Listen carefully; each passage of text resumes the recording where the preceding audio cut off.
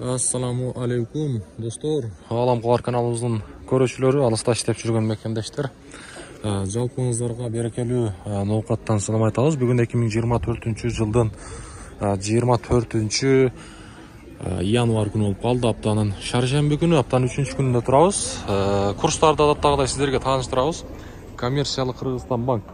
Бул банкта сатып алуусу доллар 89.20 тыйын, евро 96.70, рубль болсо 1005 болуп турат тугандар. Ошондо 1000 рублиңиздер 1500 сом болуп турган кези. Каналга катталабыз, лайктан аябай басабыз тугандар.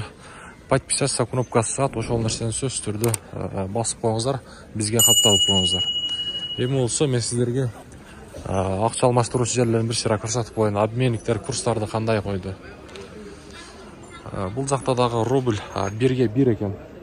Доллар болсо 89 сом 40 тыйын экен.